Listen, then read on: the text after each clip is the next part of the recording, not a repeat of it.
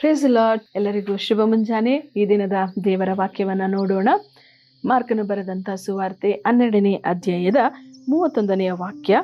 ನಿನ್ನ ನೆರೆಯವನನ್ನು ನಿನ್ನಂತೆಯೇ ಪ್ರೀತಿಸಬೇಕು ಎಂಬುದೇ 2ನೆಯ ಆಜ್ಞೆ, ಇವುಗಳಿಗಿಂತ ಹೆಚ್ಚಿನ ಆಜ್ಞೆ ಮತ್ತೊಂದಿಲ್ಲ ಎಂದು ಉತ್ತರ ಕೊಟ್ಟನು.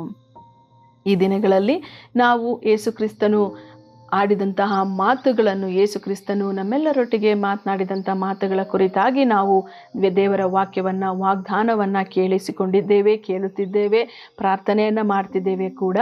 ಈ ದಿನದಲ್ಲಿ ಯೇಸು ಸ್ವಾಮಿ ಕೊಟ್ಟಂತಹ 2ನೆಯ ಆಜ್ಞೆಯ ಕುರಿತಾಗಿ ಧ್ಯಾನ ಮಾಡಿಕೊಳ್ಳೋಣ.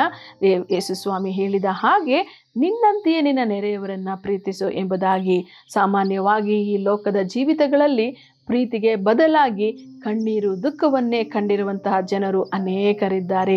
ಆದರೂ ಕೂಡ ದೇವರು ನಮಗೆ ಹೇಳ್ತಿದ್ದಾರೆ, ನಿನ್ನ ನೆರೆಯವರನ್ನು ನಿನ್ನಂತೆಯೇ ಪ್ರೀತಿಸು ಎಂಬುದಾಗಿ.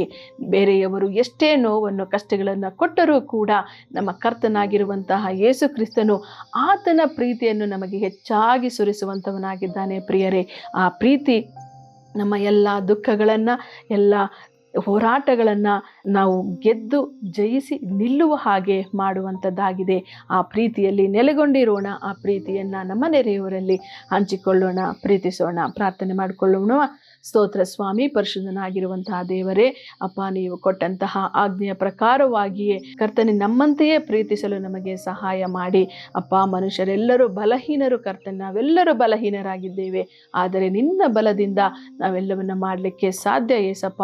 ವಿಶೇಷವಾಗಿ ನಮಗೆ ಕರ್ತನೆ ವಿರೋಧವಾಗಿ ಕರ್ತನೆ ಇರುವಂಥ ಮನುಷ್ಯರಾಗಿರಬಹುದು, ನಮಗೆ ಕೆಟ್ಟದ್ದನ್ನು ಬಯಸಿದಂಥದ್ದವರಾಗಿರಬಹುದು, ಕೆಟ್ಟದ್ದನ್ನು ಮಾಡಿದಂಥ ಮನುಷ್ಯರಾಗಿರಬಹುದು, ಎಲ್ಲರನ್ನ ಕೂಡ ಪ್ರೀತಿಸುವಂಥ ಹೃದಯವನ್ನು ಕರ್ತನೆ ನಮಗೆ ಕೊಡಿ.